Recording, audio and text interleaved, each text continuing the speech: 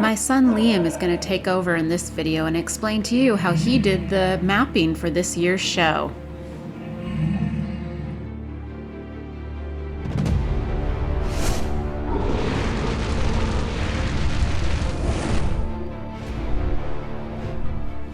Hello! Alright, so house mapping.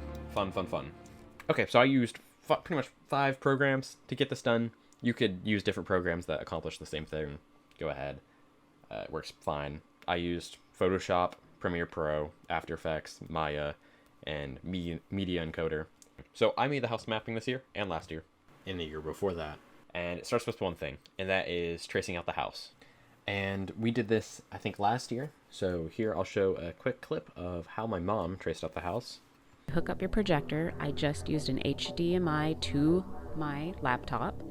Waited till it got dark, and then you just sit out there and you take the time, and what you do is you just trace out your house. And I'll put a link in the description down below of the program I used. It was free, but there's different ways you can do it as well. Okay, so you got your sketch, you got your traced house. Okay, so we got Photoshop. Let's see. All right, so in Photoshop, here we go. This is what our house looked like when it was just traced with nothing. There's a lot of stuff here, as you can see, a ton of layers. One of the main things I took advantage of was, I think it's called, let's see, vanishing point, that's right. So a quick example of what vanishing point is. Let's say we got this wall here, right? So I'm going to select the wall, hide it, and go onto the layer, right? Or I don't know if you have to. You go to filter, vanishing point, and then you have this new screen that pops up. You can create a plane here, so you just like create the plane on which you want to put your wall on. It's a super cool feature, pretty new as well. And you just Control V to paste. Sadly, zooming out shortcuts are a little weird. And then you can Control T, resize it, put it on your box, whatever. And then, yeah, do whatever you want. But there you go. And now you have a wall that is like, looks how it's supposed to. So you don't have to like do math or anything like that, or use your head. You can just click points and put your material on the wall, and it works great. So this time, that's what I took advantage of. This is the final product. Without the lines. You can see there's a whole bunch of planes here, and each one's on a different plane, including the torches. So it's just a lot of that, and I think this is probably one of the hardest steps, getting your textures here. As you can see, the stuff I wanted to animate, put inside, I just left blank. So you got your house mapped in Photoshop. Export it, make sure it's a PNG, so the background is transparent. And I personally did the animating all in After Effects. So we open up After Effects. Here we go. As you can see, this is our image from Photoshop. I can make it transparent like that. And there's a lot of stuff going on here. There's a ton of layers, so I'll just try to go one at a time. I think the first thing I did was the torches. As you can see, there's areas for torches, but obviously there's no flame. So I got 3 torches, put them in there, masked them out so like you can see through the little holes. It worked. It's alright. I used Trapcode Particular to simulate the torches, but you could also just go to YouTube and probably find some free torch flame videos that you can use. And you just put it in, maybe set the blend mode to screen. That's what I did. So they're translucent, transparent, or whatever. You can see through. And there you go. You got your torches. Okay, so the next thing I did was the bottom windows, and our plan from the beginning was to use the Atmos FX Halloween windows, as you can see here. So we just got these and put them in the bottom, and let's see, I think it's these two. Yep.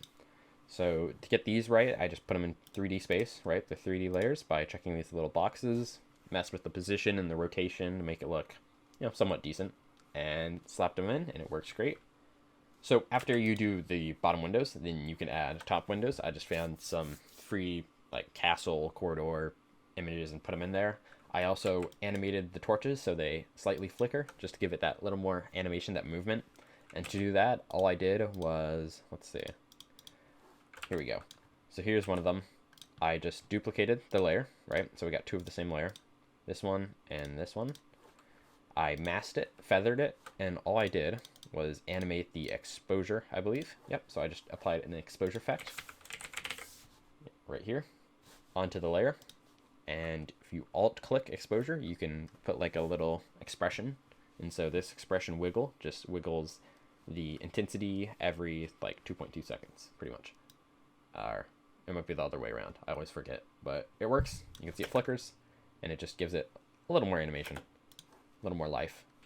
Okay. The next part was, for me, probably the hardest part. I wanted to get a dragon to break through the middle window, right? And so a lot of stuff happened here. First, obviously, I had to get a dragon, had to animate it. Second, I had to figure out how it was going to break through. Now, luckily, I remember learning about this cool effect called shatter. And so what shatter does, you can see here, I'm going to have to go like a frame at a time, but like it will break away. For that, all I did was make a mask of like where I wanted it to break, where the hole was to be. So I just kind of followed these bricks, as you can tell. And I next added a shatter layer on the same, like a duplicate of the mask. And yeah, that is it. I'll show you some of the settings. There was one thing that I was hoping to do that I didn't end up doing, and it was like adjusting the first frame of the shatter. Like you see here how it's straight on. It's not like at an angle or in 3D space. And it's for one frame, you can tell, because then it like after that it just kind of shatters everywhere, and who cares. But if you want, you could try to look into that, fix that, but it's not that big of a deal.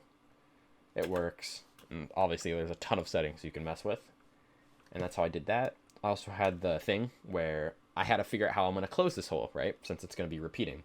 I could have just done a flash and then like went back to the plain old house, but it's kind of boring. So what I did was I pretty much just reversed this layer and put it, I think, near the end. I don't know. I reversed it and slowed it down so the bricks like go back into place. See, they kind of like fill in the hole. And then later on I added brick sound effects, and it worked perfectly. So now the last thing here is the dragon. Okay, so now you have the fun part of animating the dragon. This is something I had never done before. It was completely new. And so I found this cool free Maya dragon rig by Trung CG Artist. It looks great, so I used it and got Maya, which is a 3D program. It is very expensive, but since I'm a student, I go to college, I put in my college email and I got a great student discount. So I've got this program for a bit, and I learned how to use Maya. So there's a bunch of tutorials you can go through. There's YouTube videos. I just did all of that, and I learned how to animate it. So as you can see here, skim through, here's the animation. Very, very simple. It's just him looking around and doing that. I could have like built the scene, put the floor and the walls up, but I don't really know how to do that yet. So I just animated a plain old dragon.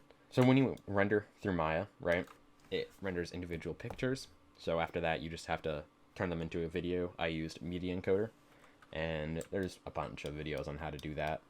And then you'd have your video of your fully animated dragon. Okay, so we got our dragon, right? As you can see, I put the dragon in there with the room. Did the same thing with animating the lights. Color corrected the dragon a bit. And yeah, there you go. Using 3D space, so he kind of fits. But it works. I got a dragon. Okay, so you got all your stuff, right? Also, another thing I forgot to mention, a lot of shading has went into this. Like in Photoshop, sometimes I like shaded parts like this, and it's kind of hard to tell. Here, I can open it in Photoshop. Like, you can see here the difference without, with. It adds a little bit. It's nice. And then in here, I also did some like drop shadows, like on here. It's really hard to tell, but it just kind of like it composites the room into the scene a little bit. Okay, so after you did all the animation and stuff in After Effects, I brought it over into Premiere Pro, and this is where I did all of the sound and audio stuff. A lot of the sounds I got from Artlist, which is a cool program that has sound effects and music. I've been using this program for a while. They had a bunch of cool dragon noises that I got, and brick breaking, stuff like that. perfect for this project. So I kind of made a audio bed, I guess, for the dragon of a bunch of different roars and snarls. Let's see, like here, just to give it that little bit of life. The windows also had audio, and let's see, this is just torch flame, kind of like a background noise to help, and that was pretty much it.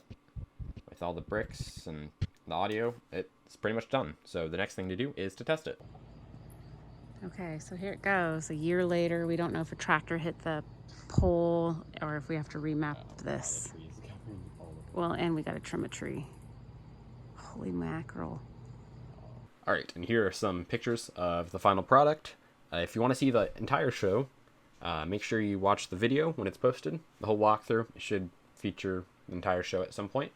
If you have any questions on how I did the show, just comment and I'll try to answer them as soon as I can. Yeah, hope you enjoyed.